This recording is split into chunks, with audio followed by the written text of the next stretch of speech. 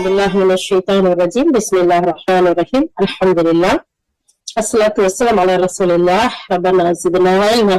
رب اشرح لي صدري ويسر لي أمري واحلل عقدة من لساني يفقهوا قولي. يا فتاح الحمد لله.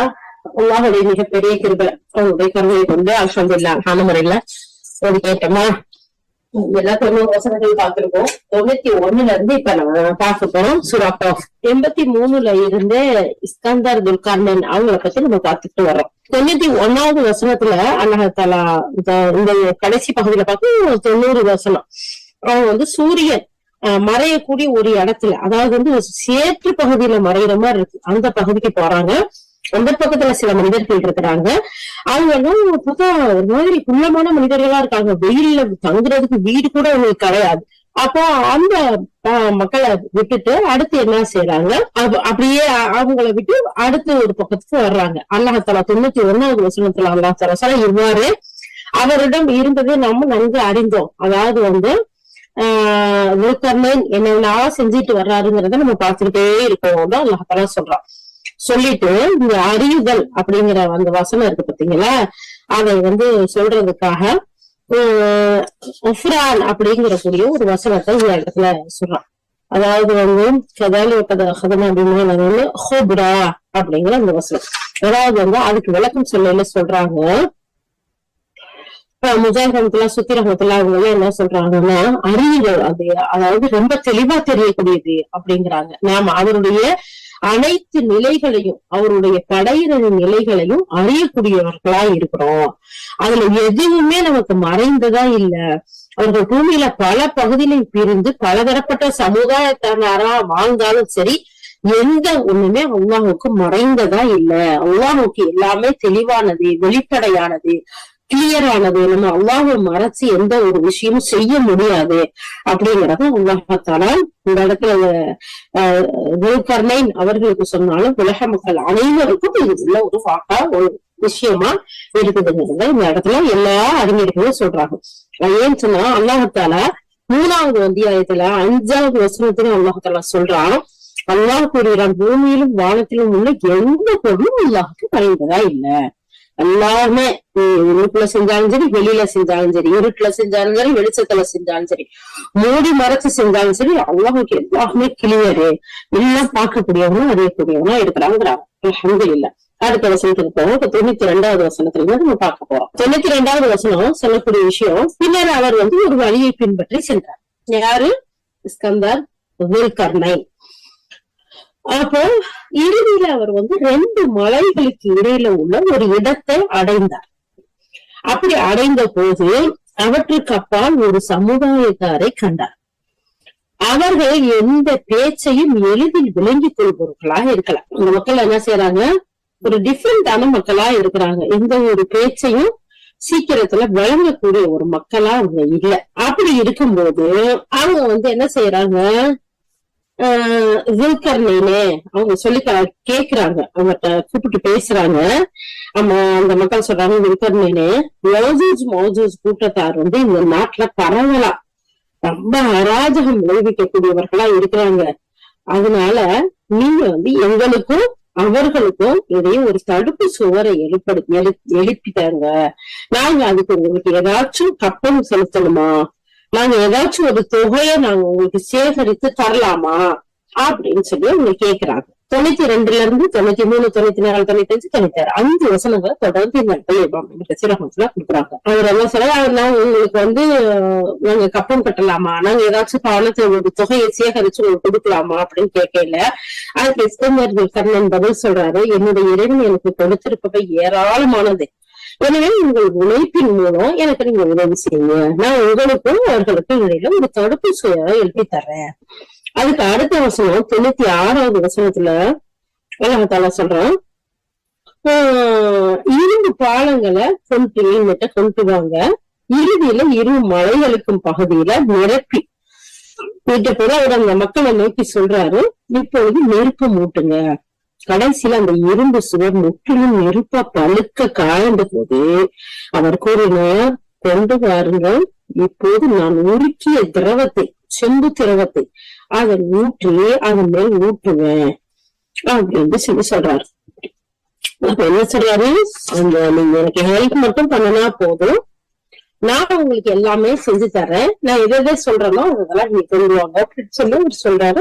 அந்த மக்கள் செய்யறத நம்ம பார்க்கிறோம். தாங்க உயர்ந்தவனாகி அல்லாஹ் சுப்ஹானஹு வ தஆலா முல்கன்னேன் மேற்கொண்ட அந்த அடுத்த கட்ட பயணத்தை பத்தி இந்த வசனத்துல அல்லாஹ் தஆலா சொல்றான். 92வது வசனத்துல இருந்து 96வது வசனம் வரைக்கும் அவர் என்ன செய்யறாரு, கிழக்கு ஒரு பாதையில பயணிக்கிறார். முதல்ல நம்ம பார்த்தோம் மேற்கு பயணம் செஞ்சாரு அப்படின்னு சொல்லிட்டு, இப்ப கிழக்கு பக்கமா பயணம் செய்றாரு. அப்படி பயணம் செஞ்சு அவர் வரும்போது 2 மலைகளுக்கு இடையில உள்ள ஒரு இடத்தை அடையிறாரு. அங்கு அவரது மொழிய கூட விளங்காத அளவுக்கு மக்கள் என்ன செய்யறாங்க, அங்க வாழ்றாங்க. அப்படி வாழும்போது அந்த மலைகளுக்கு இடையில இருந்து யாஜூஜ்ங்கிற கொள்ளைக்கார கூட்டத்தாரா சுப்ஹானல்லாஹ் பெரிய அநியாயம் பண்ணக்கூடிய மக்கள் தெரியுது. அப்ப அவங்க என்ன செய்யறாங்க, தங்க பகுதியில குழப்பம் செய்யறாங்க. அவங்க வரக்கூடிய அந்த பகுதிய இவங்களுக்கு அடைச்சுட்டாங்க அப்படின்னு துல்கர்னைட்ட இந்த மக்கள் கேக்குறாங்க. அதுக்காக அவர் என்ன செய்யறாரு, சரி ஓகே நான் செஞ்சு தரேன், எனக்கு அதுக்கான வேலைகளை செய்யறதுக்கு நீங்க ஹெல்ப் பண்ணுங்க அப்படின்னு சொல்லக்கூடிய செய்தியை இந்த வசனத்துல அல்லாஹ் தஆலா சொல்றான். அதத்தான் 92வது வசனத்துல நம்ம பாக்குறோம் இல்லையா. 93வது வசனத்துல அல்லாஹ் தஆலா சொல்றான், இறுதியில அந்த 2 மலைகளுக்கு இடையில உள்ள ஒரு இடத்தை அவர் பாக்குறாரு அப்படிங்கிற அந்த வசனத்துல சொல்றான். எதிரெதிரே உள்ள 2 மலைகளை அடைந்தார். அந்த 2 மலைகளுக்கு இடையில பெரிய தொலை இருந்துச்சு. அந்த வழியாகத்தான் இந்த மலை பக்கத்துல இருந்து அந்த கூட்டத்தார் வந்து துருக்கிஸ்தான் நகரங்கள்ல, அதாவது அந்த பகுதியை சொல்றாங்க துருக்கிஸ்தான் சொல்றாங்க, அந்த நகரங்களோட பகுதியில குழப்பத்தை ஏற்படுத்துறாங்க, உயிர்களையும் பயிர்களையும் நாசப்படுத்தி வந்தாங்க. இப்படி யாஜூஜ் மாஜூஜ் கூட்டத்தார் யார் அப்படின்னு சொல்லி பார்த்தா அவங்க மனித இனத்தை சேர்ந்தவங்கதான் அப்படிங்கிற தகவல் ஆதாரபூர்வமான நபி ஸல்லல்லாஹு அலைஹி வஸல்லம் வார்த்தையில இருந்து நபிமொழிகள்ல இருந்து நமக்கு வந்திருக்கு அப்படிங்கறத சொல்லி காட்டுறாங்க. அல்லாஹ்வின் தூதர் ஸல்லல்லாஹு அலைஹி வஸல்லம் சொல்றாங்க, உயர்ந்தவனாகிய அல்லாஹ் மறுமை நாள்ல ஆதி மனிதர் ஆதம் அலைஹிஸ்ஸலாம் அவங்கள நோக்கி அல்லாஹ் தஆலா கூப்பிடுவானா, ஆதமே அப்படின்னு சொல்லி கூப்பிடுவான்.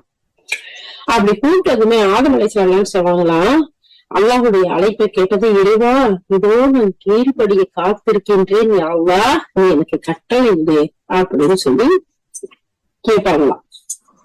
அல்லாஹ் சொல்லணும், உங்கள் வழித்தோன்றல்கள்ல நரகத்திற்கு செல்ல இருக்கக்கூடியவர்களை மற்றவங்கள்ல இருந்து தனியா பிரியுங்க. உங்களுடைய ஏன்னா அல்லாஹ் தஆலா ஆதம் அலைஹிஸ்ஸலாத்தான முதல்ல படைச்சான், அப்புறம் அன்னை ஹவ்வாவை படைக்கிறான். அவங்களுடைய சந்ததிகள் தானே நம்ம எல்லாரும், உலகத்துல இருக்க எல்லாருமே. அப்ப அவன் சொல்றான் அல்லாஹ் தஆலா, ஆதமே உங்களுடைய பிள்ளைங்க இருக்காங்கல்ல அவங்கள நரகத்துக்கு போறவங்க எல்லாம் தனியா பிரிச்சு எடுங்க அப்படின்னு சொல்லுவாங்க. ஆதம் அலைஹிஸ்ஸலாம் அப்படியே போய் பயந்து போயின்னு கேட்பாங்களாம், தனியா பிரிச்சுன்னு சொல்ற, எத்தனை பேரு நரகவாசிகளை நான் பிரிக்கிறேன் அல்லாஹ் அப்படின்னு சொல்லி கேட்பாங்களாம். கேட்டதுமே அல்லாஹ் சுப்ஹானஹு வ தஆலா சொல்லுவானா, ஒவ்வொரு 1000 பேர்ல இருந்தும் 999 பேரை தனியா பிரிங்கன்னு சொல்லுவானா.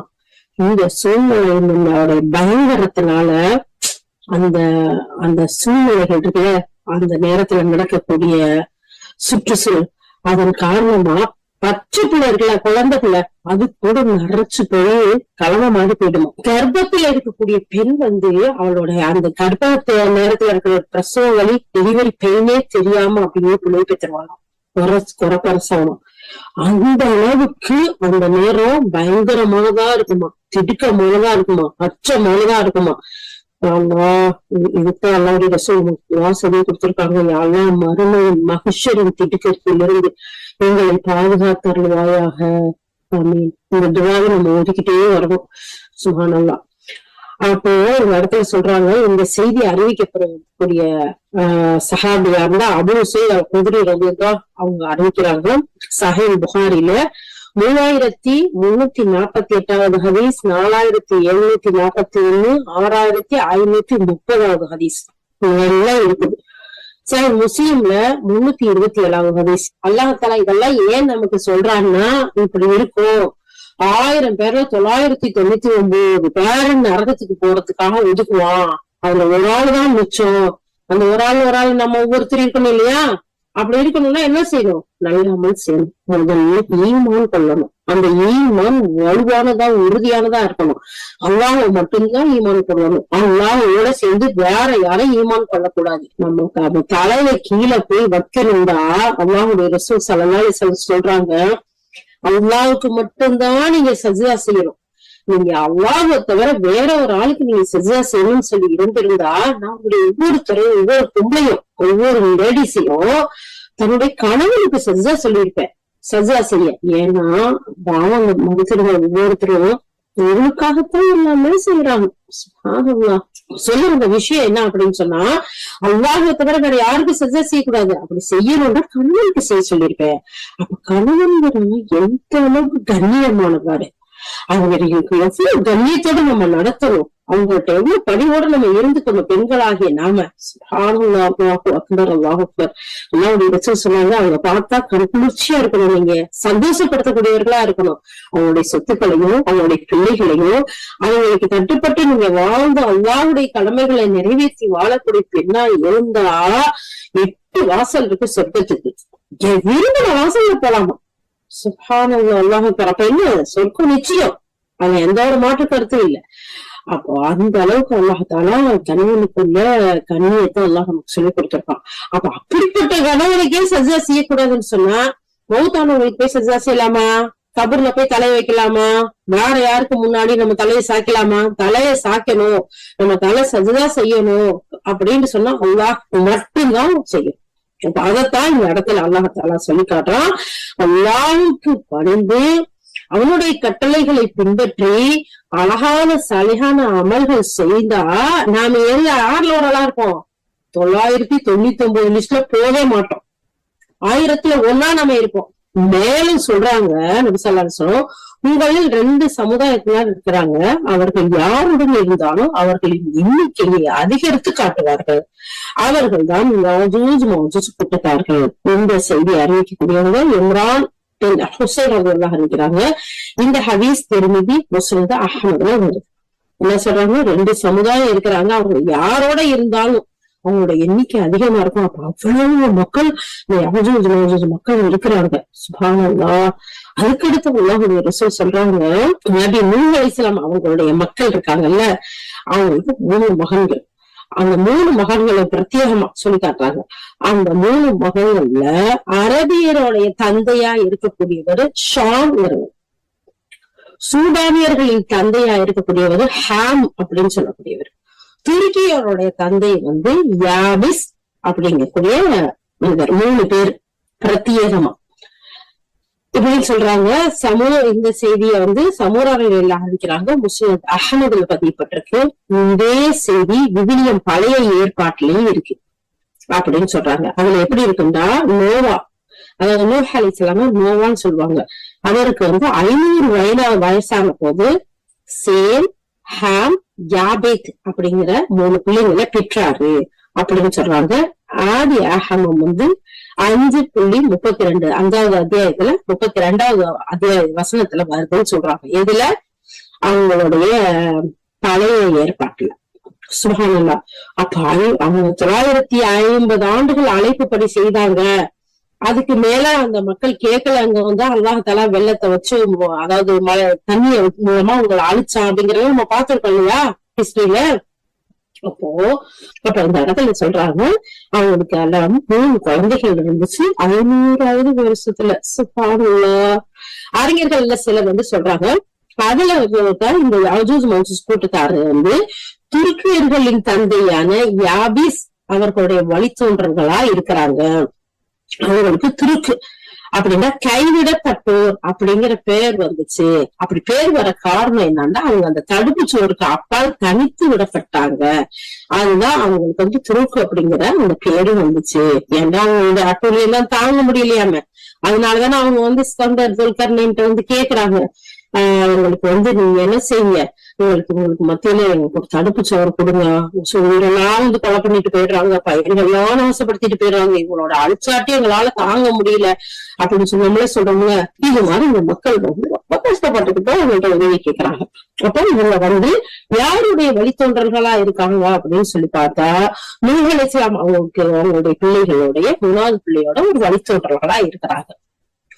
அப்படி இல்லைன்னா அவங்க வந்து நூஹ் அலைஹிஸ்ஸலாம் அவங்களுடைய வாரிசுன்ற அடிப்படையில அவங்களுடைய உறவினர்களா இருக்கிறாங்கிற ஒரு கருத்து இருக்கு. அவர்களுடைய எல்லை மீறுதலும் குழப்பமும் அதாவது திருட்டு துணிச்சலும் உங்கள்கிட்ட இருந்துச்சு. ரொம்ப பயங்கரமான ஆள்களா இருக்கிறாங்க. விரிவுரையாளர் இப்னு ஸைர் ரஹ்மத்துல்லா இந்த இடத்துல அவங்க சொன்னதா வந்துள்ள ஒரு ஒரு ஆச்சரியமான ஒரு விந்தையான ஒரு நீண்ட சம்பவத்தை சொல்றாங்க. அதுல முல்கர்ணினுடைய வாழ்க்கை வரலாறு, அவர் கட்டிய தடுப்பு சுவர், அப்போ அவர் சந்தித்த பிரச்சனைகள், இதெல்லாம் வந்து அவங்க எழுதி இருக்கிறாங்க. அப்போ அதை வந்து சொல்றாங்க, யாஜூஜ் மஜூஜ் கூட்டத்தாருடைய உருவங்கள், அவங்களுடைய தன்மைகள், அவங்களுடைய உயரம், அவர்களுடைய சிலர் வந்து ரொம்ப குள்ளமா இருக்கிறது, அவங்களுடைய காதுகளுடைய குறிப்பு எல்லாம் ஒரு விசித்திரமானதா ஒரு ஆச்சரியமானதா ஏத்துக்கிறதுக்கே இயலாத வகையில அந்த அறிவிப்பு எல்லாம் அமைஞ்சிருக்கு அப்படின்னு சொல்றாங்க. இப்படி அபிஹாத்தம் அவங்க சொல்றாங்க, இது தொடர்பா வித்தையான பல நிகழ்ச்சிகள் அறிவிக்கிறாங்க. ஆனா அவற்றில் அறிவிப்பாளர் தொடர்ல ஒரு சரியான தகவல் இல்லை அப்படிங்கறதுனாலயும் இந்த இடத்துல கொடுக்கல. ஆனா அல்லாஹ் மிக அறிந்தவனா இருக்கிறான் அப்படிங்கிறத நான் இப்னு கஸீர் ரஹ்மத்துல்லாஹி சொல்லிட்டு, தஃப்சீர் தபரில இது பத்தி வருது. பொருட்கள் வந்து என்ன செய்யறாங்க, 2 மலைகளுக்கு இடையிலே உள்ள ஒரு இடத்தை சந்திச்சு அந்த மக்கள் யார் அப்படிங்கிற தொடர்பா பல்வேறு தகவல் வந்திருந்தாலும் அவங்க நூஹ் அலைஹிஸ்ஸலாம் அவங்களுடைய மக்கள் இருக்கிறாங்கல்ல, அவங்கள யாபிஸ் அவருடைய வழித்தோன்றர்கள் தான் துர்க்கர் தான், அதாவது அவங்களுடைய வழித்தோன்றல்கள்ல தான் அவங்க வந்தாங்கிற கருத்து கொஞ்சம் பலமானதா இருக்கு. அவங்க தான் யாஜூஜ் மஜூஜ் கூட்டத்தா இருக்கிறாங்க. இவங்க மங்கோலிய இனத்தை சேர்ந்தவர்னு சொல்லப்படுது. இந்த மலைக்கு அப்பால் வசிச்சு வந்தாங்க. அவங்க வாய்ப்பு கிடைக்கும் போதெல்லாம் அந்த மலை இடுக்குல நுழைஞ்சு அந்த துர்க்கர்களை கொள்ளையடிச்சு அவர் வாழ்றதா அவங்களுடைய நடவடிக்கையா இருந்துச்சு. இவங்க மத்திய ஆசியாவில இருந்த துர்கிஸ்தான் பகுதியில துர்க்கர்களின் வசிப்பிடமா இருந்துச்சு. அந்த மலைப்பகுதியில இவங்க வாழ்ந்து வந்தாங்க. இன்று வந்து அந்த பகுதி சீனாவிலும் ரஷ்யாவிலுமா பிரிஞ்சிருக்குது. அந்த பகுதியில தான் இவங்க வாழ்றாங்கிற சில தகவலை இவங்க கொடுக்குறாங்க. அது மட்டும் இல்லாம யாஜூஜ் மஜூஜ்ங்கிறவங்க வந்து இது முதல் தகவல். நான் இப்ப முதல்ல சொல்றதுல ஒவ்வொருத்தரும் ஒரு தகவலை சொல்றாங்க. அதுல தஃப்சீர் தபரில இந்த ஸ்டேட்ல எழுதிருக்காங்க. என்ன சொல்றாங்க, யாஜூஜ் மஜூஜ்ங்கிறவங்க வந்து வடகிழக்கு ஆசியாவில வாழ்ந்த ஒரு சமூகத்தாரோடைய பெயரா இருக்கு அப்படின்னு சொல்லப்படுது. அவங்க வளமிக்க நாடுகளை கொள்ளையடிச்சு வாழ்ந்து வந்தாங்க. மாஸ்கோ உட்பட்ட ரஷ்யா பகுதியில அவங்க வசித்து வாழக்கூடியவர்களா இருக்காங்க. கருங்கடலோட வடக்கு கிழக்கு பகுதியில வாழ்ந்த சிட்டியான் சமூகத்தாரா இந்த யாஜூஜ் மஜூஜ் கூட்டத்தார் இருக்கிறாங்க. இது வந்து இன்னொரு சிலரோட சொல்லக்கூடிய செய்தியா இருக்கு. ஆர்மியா அஜர்பைஜான் ஆகிய 2 மலைகளுக்கு இடையிலதான் இந்த துல்கர்னின் தடுப்பு சுவர் எழுப்பி அவர்களுடைய அந்த ஊடுருவலை தடுத்தாருங்கிறது இன்னும் சிலரோட செய்தி. இது சுயத்தீவிர கிதாபுல பதியப்பட்டதுன்னு சொல்றாங்க. இன்னும் சிலர் சொல்றாங்க, இவங்க வந்து மங்கோலிய ஆதிவாசிகளா இருக்கிறாங்க. இந்த யாஜூஜ் மஜூஜ் இனத்தாருங்க தென் ரஷ்யாவுல 1200 கிலோமீட்டர் நீளமுள்ள கௌகாஸ் அப்படிங்கிற மலைத்தொடர்ல அந்த மக்கள் வாழக்கூடியவர்களா இருக்காங்க. துல்கர்னிடம் வந்து அந்த மக்கள் முறையிடுறாங்க அப்படின்னு சொல்லி துல்கர்னன் என்ன செய்யறாங்க, காஸ்பியன் கடற்கரையில உள்ள தர்பந்த் நகரத்துல கருங்கடல் அந்த கரை வரைக்கும் தடுப்பு சுவரை எழுப்பினாரு அப்படின்னு சிலர் சொல்றாங்க. ஒரு சிலர் மறுக்கிறாங்க. சோ இது எல்லாம் எப்படி இருந்தாலும் அல்லாஹ் அறிந்தவனா இருக்காங்கிற ஒரு செய்தியை இது அபிஹாத்தம் அதை தொடர்ந்து மத்த அறிவிப்பாளர்கள் சொல்றாங்க அல்லாஹ்தான் அறிந்தவன் இல்லையா. அப்ப இவங்களை பத்தி ஆனா யாஜூஜ் மஜூஜ் கூட்டத்தினர் வந்து என்ன செய்யறாங்க, குழப்பம் செய்யக்கூடியவர்களா, பிரச்சனை பண்ணக்கூடியவர்களா, மற்ற மக்களுக்கு கஷ்டம் கொடுக்கக்கூடிய மக்களா இருக்கிறாங்கிற ஒரு விஷயம் மட்டும் நமக்கு இதுல தெரியுது. ஆனா அந்த பகுதியில வாழக்கூடியவங்க நிம்மதியா வாழ முடியல. அப்படிப்பட்ட இடத்துலதான் அவங்க முல்கர்ல அவங்க என்ன செய்யறாங்க, உங்களுக்கு இந்த இடத்துல ஒரு நல்ல ஒரு விஷயத்த செஞ்சுட்டாங்க, அவங்க இந்த பக்கம் வர முடியாம பண்ணிட்டாங்கன்னு கேட்கிறாங்க. அடுத்து அப்போது அதுக்கு அப்பால ஒரு சமூகத்தார கண்டாரு. இவர் எந்த போக்கையும் எளிதில் விளங்கி கொள்ளக்கூடியவர்களா இருக்கல அப்படிங்கிற இந்த 83வது வசனத்தை நம்ம பாக்குறோம். அவர்களுக்கிடையே வேறு மொழியில இருந்தாலும், அவங்க மனிதர்கள்ட்ட விலகி இருந்தாலும் அவர்கள் எந்த பேச்சையும் விளங்கி கொள்ள முடியாதவர்களா இருந்தாங்க அப்படிங்கிறத பார்த்தோம். அடுத்து 94வது வசனத்துல அவங்க சொல்றாங்க, முல்கர்னேனே இந்த பகுதியில குழப்பம் விளைவிக்கிறாங்க. எனவே எங்களுக்கு உங்களுக்கும் இடையில ஒரு அடைப்ப நீங்க அமைப்பதற்காக உங்களுக்கு நாங்க ஏதாச்சும் தொகையை தரலாமா சேகரிச்சு அப்படின்னு கேக்குறாங்க. நீங்க இந்த தொகைன்னு சொல்றதுக்கு அல்லாஹ் சொல்றான், ஹர்ஜன் அப்படிங்கிற அந்த வார்த்தை யூஸ் பண்ணப்பட்டிருக்கு. இதுக்கு அப்பாஸ் சொல்றாங்க, பெரும் சன்மானம் அப்படிங்கிற ஒரு பொருள் இருக்கு. நாங்க உங்களுக்கு இதை நீங்க எங்களுக்கு அடைச்சு கொடுத்தீங்கன்னா, அந்த மக்கள் இந்த பக்கம் வராம நீங்க பண்ணி கொடுத்தீங்கன்னா நாங்க மிகப்பெரிய சன்மானத்தை உங்களுக்கு தர்றோம் அப்படின்னு சொல்லக்கூடியதாக அதுக்கு மீனிங் இருக்குன்னு இப்னு அப்பாஸ் சொல்றாங்க. அவர்கள் தனக்கு மத்தியில ஒரு பெரும் தொகையை திரட்டி அது துல்கர்னைனுக்கு கொடுத்தா அவங்க தங்களுக்கும் யாஜூஜ் மஜூஜ் கூட்டுத்தா இருக்க முடியும் ஒரு தடுப்பை எழுப்புவாரு அப்படின்னு எதிர்பார்க்கறாங்க அந்த மக்கள். அதுக்கு துல்கர்னைன் சொல்றாரு அலைஹிஸ்ஸலாத்து வஸ்ஸலாம், இந்த விஷயத்துல எனக்கு என்னுடைய இறைவன் நிறைய கொடுத்திருக்கான், எனக்கு என்னுடைய ரப்பு கொடுத்திருக்க வசதி மேலானதா இருக்கு அப்படின்னு அவர் என்ன செய்யறாரு, ரொம்ப அடக்கத்தோட பொதுநல நோக்கோடையும் தார்மீக பண்போடையும் சொன்னாருன்னு அல்லாஹ் தஆலா 95வது வசனத்துல சொல்றான். அல்லாஹ் அக்பர். எனக்கு அல்லாஹ் கொடுத்திருக்க நிறைய செல்வத்தையும் வசதிகளையும் வாய்ப்புகளையும் கொடுத்திருக்காரு. நம்ம முன்னாடியே பார்த்தோம் இல்லையா, முல்கர்னைனுக்கு அல்லாஹ் ஞானத்தை கொடுத்தானா, அரசாட்சியை கொடுத்தானா, அவனுடைய அருள் வளத்தையே கொடுத்தானா. சுப்ஹானல்லாஹ், அல்லாஹ் அக்பர். அது மட்டும் இல்ல, இந்த பூமியில வாழக்கூடியவர்களை தண்டிக்கிறதுக்கும் உரிமை விடுறதுக்கும் அவருக்கு அல்லாஹ் தஆலா அந்த மாதிரியான ஒரு சாய்ஸையும் கொடுக்குறான். அதாவது நீங்க எனக்கு திரட்டி கொடுக்கறத விட அல்லாஹ் எனக்கு கொடுத்திருக்க ஆட்சி, அதிகாரம், வசதி ரொம்ப சிறந்ததா இருக்கு. அதனால நீங்க என்ன செய்ய, நீங்க எனக்கு உதவி செய்யுங்க. நபி சுலைமான் அலைஹிஸ்ஸலாம் அவங்க இப்படித்தானே சொன்னாங்க, நீங்க உங்கள் செல்வத்தால் எங்களுக்கு உதவி செய்ய விரும்புறீங்களா, அல்லாஹ் எனக்கு வழங்கி இருக்கிறது உங்களுக்கு அவன் வழங்கி இருக்கிறத விட மிகச் சிறந்தது. 77வது அத்தியாயத்துல 36வது வசனம்.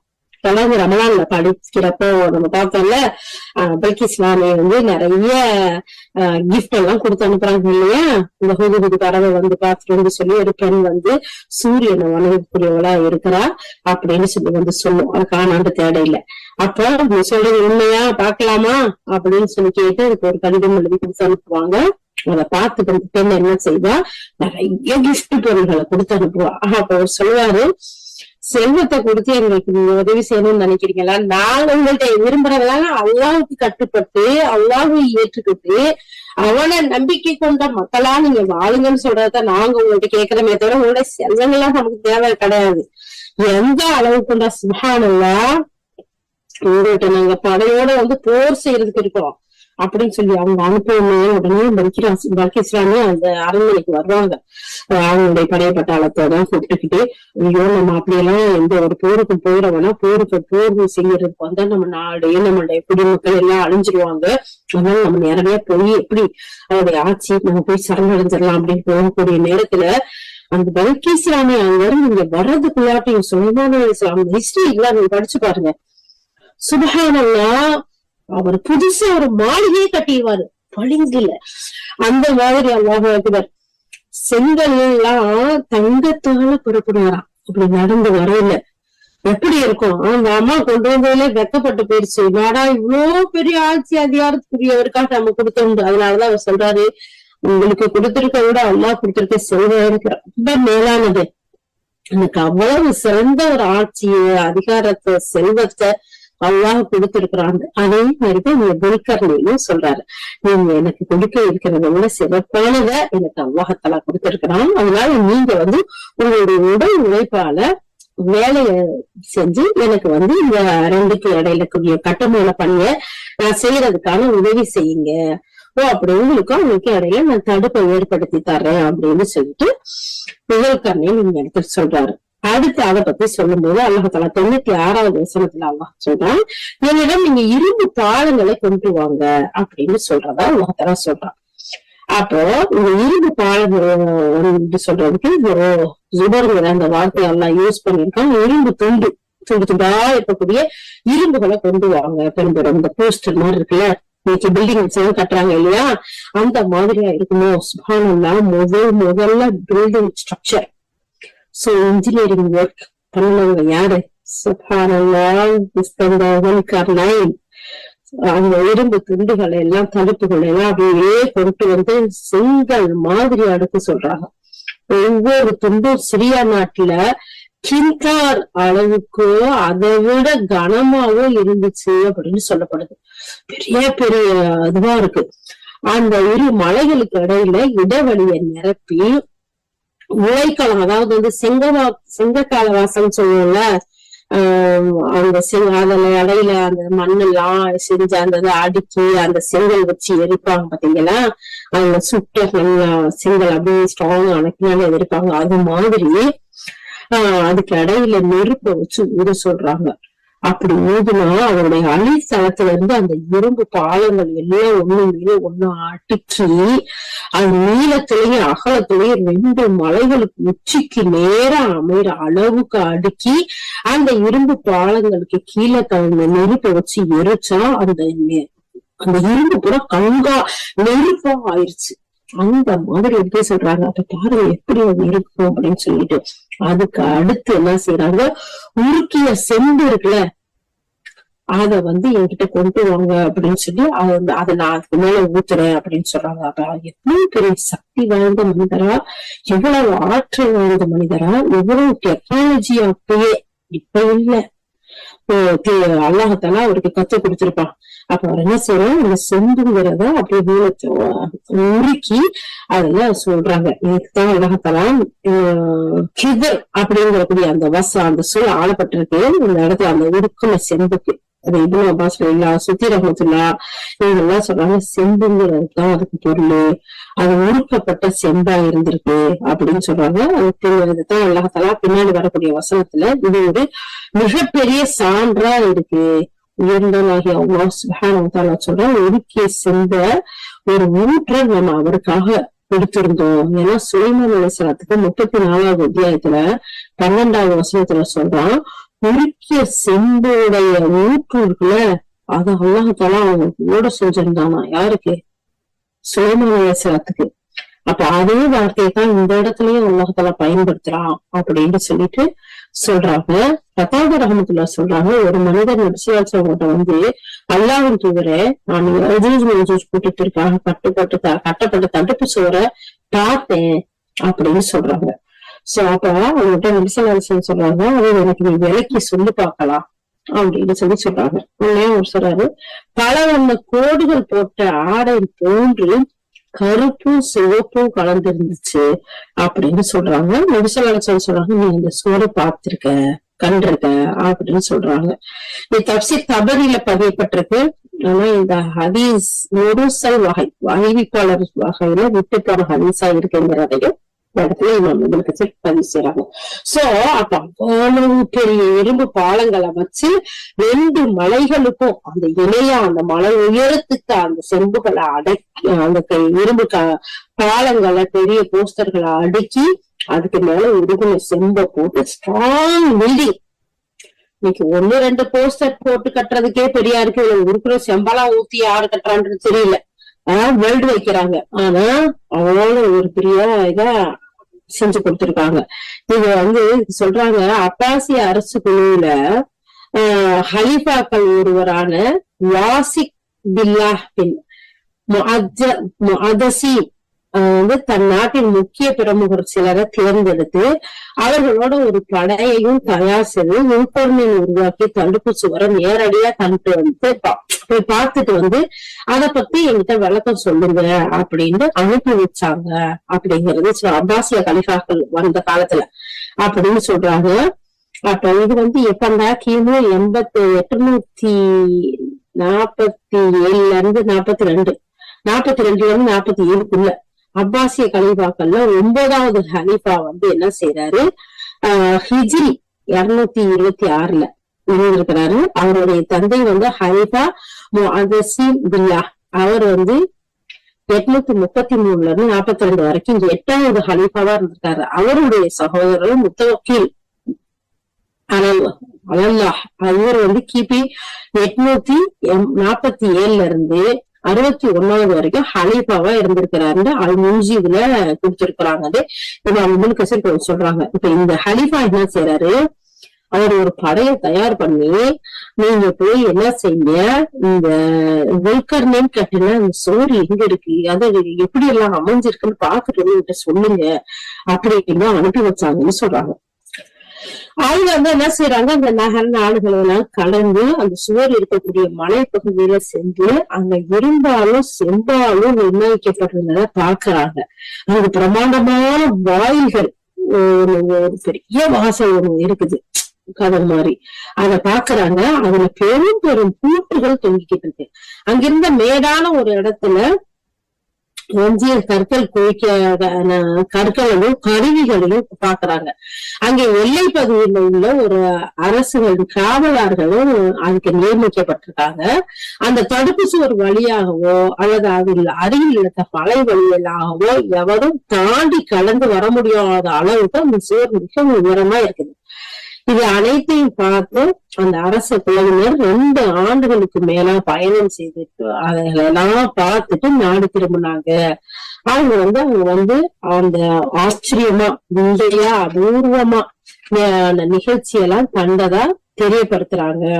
இது வந்து மார்க்கோ போலா கிபி 1254 இருந்து 1324 என்ற ஐரோப்பிய சுற்றுலா பயணி அவங்க எழுதிய பயணங்கள்ன்ற நூல்ல பதியப்பட்டிருக்கின்றன்னு சொல்றாங்க. அப்புறம் வந்து கிபி 1477 துல்கர்னன் கட்டிய இந்த சுவர் பற்றி குறிப்பிட்டிருக்கிறாங்க. அது மட்டும் இல்லாம போலோ குடும்பத்தினர் சீனாவில கழித்த அந்த சுமார் 17 ஆண்டுகள்ல மார்க்கோவை உண்மை கண்டறியும் குழுவுல தொலைதூர நாடுகளுக்கு மங்கோலிய பேரரசு பல முறை அனுப்பி வச்சாங்க. கிழக்கு சீனாவில கடல் வழியா பாரசீனம் வந்தடைந்து இவருடைய குடும்பத்தை அங்கிருந்து தரை மார்க்கமா துருக்கி சென்று 1295 வெனில் நகரை அடைந்தாங்க. மத்திய ஆசியாவுடைய கிழக்கு பகுதியில துர்கிஸ்தான் பழைய நாட்டின் ஹாசர் பகுதி மாவட்டத்துல வந்து தர்பந்து என்கிற இடத்துல ஸ்கந்தர் கட்டிய அந்த இரும்பு சுவரை கண்டுபிடித்தாரு அப்படின்னு சொல்றாங்க. தப்சீர் மாஜிதுல பிரிட்டானிய தகவல் கலைக்களஞ்சியத்திலயும் இது இருக்கு, வரைபடத்தோட பார்க்கலாம்னு சொல்றாங்க. அடுத்து 97வது வசனம். 97வது வசனத்துல அல்லாஹ் சுப்ஹானஹு வ தஆலா சொல்றான், எனவே அவர்களால் அதனை ஏறவும் இயலாது, அவர்களால் அதை துளையிடவும் இயலாது. 98வது வசனம். அவர் துல்கர்னைன் மீது என் இறைவனின் கருணையாகும், இவ்வளோ பெரிய சுவரை கட்டி இவ்வளோ பெரிய அதை எரிச்சு அதை நெருப்பாக்கி அதுக்கு மேல சம்ப காய்ச்சி ஊத்தி இவ்வளவு ஸ்ட்ராங்கான ஒரு இது உங்களுக்கு ஏற்படுத்திருக்காங்க. இந்த சாதாரண விஷயம் இல்லை, என்னுடைய ரப்புடைய கருணை. என் இறைவனுடைய வாக்குறுதி நிறைவேறும் காலம் வரும்போது அவன் அதை தகர்த்திடுவான். என் இறைவனின் வாக்கு உண்மையானது அப்படின்னு சொல்லி இந்த இடத்துல சொல்றாங்க. அப்படின்னு சொல்லிட்டு அடுத்து 99வது வசனத்துல சொல்றாங்க, அந்த நாள்ல நாம் மக்களை கடல் அலைகள் போன்று சிலரோட சிலர் மோதிக்கொள்ளும் நிலையில விட்டு விடுவோம். அப்போ சூர் எக்காலம் ஊதப்படும். கடைசி அந்த ஊதப்படும் மனிதர்கள் அனைவரும் ஒன்று திரட்டப்படுவார்கள். என்ன சொல்றாங்க, அந்த சவரை கட்டி கொடுத்துட்டு இனிமேல் அவங்களால ஏறவும் முடியாது, அதை துளையிட்டு வரவும் முடியாது, இது என்னுடைய இறைவனுடைய கருணை, இது எது வரைக்கும் உங்களுக்கு பாதுகாப்பா இருக்கும், என்னுடைய ரப்புடைய வாக்குறுதி வர்ற வரைக்கும் உங்களுக்கு பாதுகாப்பு அளிக்கும், தடுச்சு வச்சிருக்கோம், பாதுகாப்போம், இது ரப்புடைய வாக்குறுதி, அவங்க சொல்றது எல்லாமே உண்மை அப்படின்னு சொல்லிட்டு சொல்றாங்க. அது எப்ப இந்த வாக்குறுதி வரும் தெரியுமா, அதை சொல்லி காட்டுறாங்க. அந்த கருப்பு சுவரை எழுப்பிட்டு அந்த சுவருக்கு இருப்பதா இனிமேல அவங்க வரமாட்டாங்க, உங்களுக்கு எந்த ஒரு செயலும் செய்ய முடியாது, துன்பம் இருக்க முடியாது, எது வரைக்கும் யுக முடிவு நாள் வரும் வரைக்கும், மறுமை நாள் ஆரம்பிக்க போகும்ல, இந்த உலக முடிவு நாள் இருக்குல்ல அது வரைக்கும்.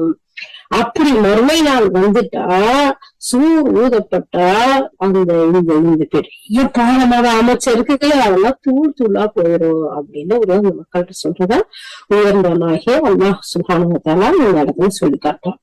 அப்ப இந்த 97வது வசனத்துல இருந்து அல்லாஹ் அவர்கள் தடுப்பு சுவர் மேல ஏறுவதற்கும் கீழே இருந்து தொலைகிறதுக்கும் ஆற்றல் பெற மாட்டாங்க அப்படின்னு அவர் சொன்னதான் அல்லாஹ் இடத்துல சொல்லி காட்டான். இதுல எழுதி போட்டுட்டாரு அந்த தடுப்பு சுவரை தொலையிடவோ ஒரு சேதங்கள் ஏற்படுத்தவோ இயலாதுங்கிற ஒரு விஷயத்த நம்ம பார்த்துட்டோம் இல்லையா. இப்போ என்ன சொல்றாங்கன்னா ஆனாலும் இந்த சுவரை தொடைகிறாங்களாம். யாரு? இந்த யஜூஜ் மஜூஜ் கூட்டத்தார்கள். அல்லாஹ்வுடைய தூதர் ஸல்லல்லாஹு அலைஹி வஸல்லம் சொல்றாங்க யஜூஜ் மஜூஜ் கூட்டத்தார்கள் ஒவ்வொரு நாளும் இந்த தடுப்பு சுவரை குடையிறாங்க. இறுதியில மறுமுனை சூரிய ஒளி தெரிகிற அளவுக்கு பார்க்கும்போது அவங்க பொறுப்பாளர் சரி டைம் முடிஞ்சு போச்சு ராத்திரி ஆச்சு போங்க படுங்க நாளைக்கு பாக்கலாம் அப்படின்னு சொல்றாங்க. அதுக்கேற்ப அடுத்த நாள் பாக்கலாம்ட்டு போயிடுறாங்க. மறுநாள் திரும்பி பார்த்தா அது சரியா போயிடுது. முதல் இந்த மாதிரியே இருந்துருது. திருப்பியும் அவங்க ஆரம்பிக்கிறாங்க. இப்படியே அவங்க செஞ்சுக்கிட்டே இருக்காங்க. எப்போ அல்லாஹ் நாடுறானோ அப்ப யஜூஜ் மஜூஜ் கூட்டத்தார் அந்த சுவரை குடைஞ்சிருவாங்க. இருவரும் மறுபடியும் சூரியன் ஒளிய அவங்க பார்க்கும்போது அவருடைய பொறுப்பாளர் சொல்வாரு நீங்க திரும்பி செல்லுங்க அல்லாஹ் நாடுனா நாளைக்கு குடைஞ்சுக்கிடுவீங்க இன்ஷா அல்லாஹ் அப்படிங்கிற ஒரு வாக்கியத்தை இணைத்து சொல்வாரு. அவங்க மறுநாள் திரும்பி வருவாங்க. அது முந்தைய நாள் விட்டு போனாது அப்படியே இருக்கும். ஏன்னா இது வரைக்கும் அவர் இன்ஷா அல்லாஹ் சொல்லல. என்னைக்கு அவர் சொல்லுவாரோ அது அப்படியே இருக்கும். அடுத்த நாள் என்ன செய்வாங்க அதை குடைஞ்சு அதுல வெளியேறிடுவாங்க. மக்கள்கிட்ட ஓடி வருவாங்க. அவங்க ஓடி வரையில அந்த வழியில ஆறு இருக்கும் அதனோட நீரெல்லாம் குடிச்சிருவாங்க. அவங்கள்ட்ட தன்னை காத்து கொள்வதற்கா மக்கள் எல்லாம் கோட்டை கோட்டாளங்கள்ல போய் ஓடி முடிஞ்சிருவாங்க இவங்களை பார்த்ததோட. ஏன்னா அவ்வளவு பெரியா வருவாங்க போல அல்லாஹ் அக்பர். அப்படி வரும்போது இந்த யஜூஜ் மஜூஜ் கூட்டத்தார் என்ன செய்வாங்க மக்கள்லாம் ஓடி ஒளியுமே அவங்க கையில வச்சிருக்க அம்புகளை நோக்கி வானத்தை நோக்கி அதை எய்வாங்க வீசுவாங்க. அந்த அம்பு திரும்பி வரும்போது அதுல ரத்தம் தோய்ந்த காட்சியை பார்ப்பாங்க. அந்த பார்த்ததுன்னு அவங்க சொல்லுவாங்க பூமியில உள்ளவங்கெல்லாம் எங்க ஆதிக்கத்தின் கீழே எங்களுக்கு அதிகாரத்தின் கீழே கொண்டு வந்துட்டோம். இப்ப வானத்துல உள்ளவர்களையும் நாங்க வெற்றி கொண்டுட்டோம் அப்படின்னு சொல்லுவாங்க. அப்ப அவர்களுடைய பிடரிகள்ல கால்நடை இருக்குல்ல விலங்க கால்நடைகளுடைய குழுக்களை அல்லாஹ் தஆலா அனுப்பி வைப்பான். அதன் மூலம் அவங்க கொல்லப்படுவாங்க. வேறு நபிசல்லாஹு கூறினாங்க முஹம்மது நபீர் எவன் கைவசம் உள்ளதோ அவன் மீது சத்தியமாக பூமியில் உள்ள உயிரினங்கள் அக்கூட்டத்தாரின் ரத்தத்தையும் சதைகளையும் நன்கு தின்று கொளுத்துரும் அப்படின்னு சொல்றாங்க. இந்த அறிவிப்பு அபூ ஹுரைரா அவர்கள் ஆரம்பிக்கிறாங்க. திருமதி இப்னு மாஜா முஸ்னத் அஹமதுல பதியப்பட்டிருக்குன்னு சொல்றாங்க. அப்புறம் அவங்க அந்த மக்கள் எப்போ அதை உடைச்சுக்கிட்டு வெளியே வர்றாங்களோ அவ்வளவு பெரிய பூமியில அராஜகங்கள் செய்வாங்கிறத பாக்குறோம். அவங்கள அல்லாஹ் தஆலா எப்படி அழிப்பான்? எப்ப அடைகளையோ டொம்மோடிக்கு வெடிக்கிற மாதிரி குண்டுகளையோ ராக்கெட் ஏவுகளையோ அனுப்பிடல. இந்த கால்நடைகள்ல இருக்கக்கூடிய குழுக்கள் இருக்குல்ல அப்படின்னு அந்த குழு எப்படி இருக்கும்?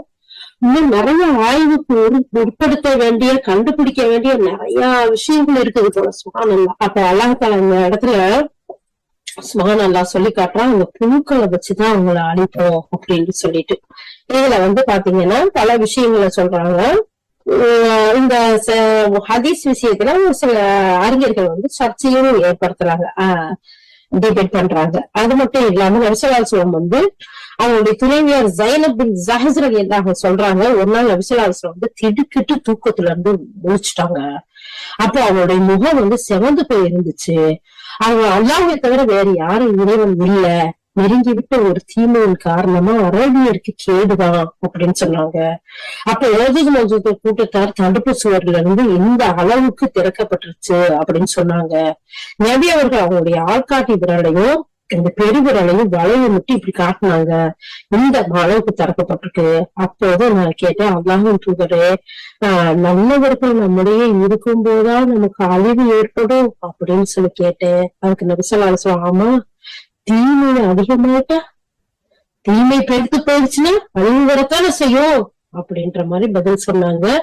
இந்த ஹதீஸ் சஹீஹ் புகாரில தமிழாக்கத்துல 7059வது ஹதீஸா, 7135வது ஹதீஸா, முஸ்லிம் ஷரீஃப்ல 5520, 5521. மேலும் திருமிதி, இப்னு மாஜா, முஸ்லிம் அஹ்மதுல ஆதாரபூர்வமான ஹதீஸ்ல இது வந்திருக்கு. இன்னும் இதை தொடர்ந்து போய் பார்த்தோம்னா நிறைய தகவல்கள் இருக்குது. அல்லாஹு அக்பர். அப்போ எப்போ அநியாயமோ கூச்சல் குழப்பமோ தீமைகளும் பெருகிருச்சோ அங்க அழிவு ஏற்படுங்கிறது நிச்சயம் அப்படிங்கிறத இந்த இடத்துல பார்க்கிறோம். இந்த தடுப்பு சுவர் தகர்க்கப்படும். எப்போ தகர்க்கப்படும், எப்போ உடைக்கப்படும், அதோட கால நேரம் என்ன, அந்த நேரத்துல என்னவெல்லாம் நடக்கும் அப்படிங்கறத பத்தி 98, 99வது வசனத்தோட விளக்கத்துலதான் இருக்கு. நம்ம இப்ப இது வரைக்கும் 97 வசனங்களா பார்த்திருக்கோம். இதுல இருந்து நமக்கு என்ன படிப்பினை அப்படின்னு சொன்னா, அநியாயங்கள் எங்க கூடுதோ அங்க அழிவு இருக்குங்கிறத இந்த கடைசி வசனம் மூலமா பார்ப்போம். அது மட்டும் இல்லாம அல்லாஹ் சுப்ஹானஹு வ தஆலா நமக்கு ஒவ்வொரு விஷயங்களையும் நமக்கு கற்றுக் கொடுக்குறான். எவ்வளவு பெரிய பலமா இருந்தாலும் அவனுடைய நாட்டம் வரைக்கும் தான், அவனுடைய நாட்டம் முடியும் போது அது அழிஞ்சிரும் அப்படிங்கிறதையும். அது மட்டும் இல்லாம ஆதம் அலைஹிஸ்ஸலாத்தை கூப்பிட்டு அல்லாஹ் தஆலா சொல்றான், நரகத்துக்கு போறவங்களை தனியா, சொர்க்கத்துக்கு போறவங்களை தனியா பிரிங்க அப்படின்னு அல்லாஹ் தஆலா சொல்லி காட்டுறான். எத்தனை பேரையெல்லாம் 999 பேர், 1000த்துல 1 மட்டும் விட்டுட்டு. சோ இந்த உலக வாழ்க்கையில நாம அல்லாஹ்வுடைய கட்டளைக்கு கட்டுப்படாம மாறு செஞ்சு வாழ்ந்தோம்னா கபூர்லாக அது வேற ஒரு பக்கம். மஹ்ஷருடைய நிலைமைகள், அப்புறம் நரகம். அல்லாஹ் இந்த மஹ்ஷருடைய நிலைமையில இருந்து, இந்த நரக வேதனையில இருந்து, கபருடைய அதாபுல இருந்து எங்கள் அனைவரையும் பாதுகாத்தியால உனக்கு கட்டுப்பட்ட மக்களாக, உன்னை மட்டுமே வணங்கி, உன்னிடமே உனக்கு மட்டுமே இபாதத் செஞ்சு உன்னிடமே உதவி தேடக்கூடிய மக்களா, சாலிஹீன்களா, முத்தகீன்களா, சுகாதாரங்களோட இருக்கக்கூடிய நன்மக்களா எங்கள் அனைவரையும் நீ ஆக்கி அருள் புரிவாயாக. யாரெல்லாம் நாங்கள் எதையெல்லாம் கேட்டோமோ அதையெல்லாம் நாங்கள் அழகிய முறையில் விளைந்து செயல்படக்கூடிய மக்களாக, நீ எங்கள் மீது பொருந்திக் கொள்ளும் வகையில் நல்ல அமல்கள் செய்யக்கூடிய மக்களாக, நீ கொடுத்த ஒவ்வொரு அற்புதங்களுக்கும் நன்றி உள்ள மக்களாக எங்கள் அனைவரையும் நீ ஆக்கி அருள் புரிவாயாக. அல்ஹம்துலில்லாஹி ரப்பில் ஆலமீன். சுப்ஹானல்லாஹி வ பிஹம்திஹி, சுப்ஹானக்கல்லாஹும்ம வ பிஹம்திக, நஷ்ஹது அல்லா இலாஹ இல்லா அன்த, நஸ்தக்ஃபிருக வ நத்தூபு இலைக். சுப்ஹான ரப்பிக ரப்பில் இஸ்ஸத்தி அம்மா யசிஃபூன், வஸ்ஸலாமுன் அலல் முர்ஸலீன், வல்ஹம்துலில்லாஹி ரப்பில் ஆலமீன். அஸ்ஸலாமு அலைக்கும் வ ரஹ்மத்துல்லாஹி வ பரகாத்துஹு.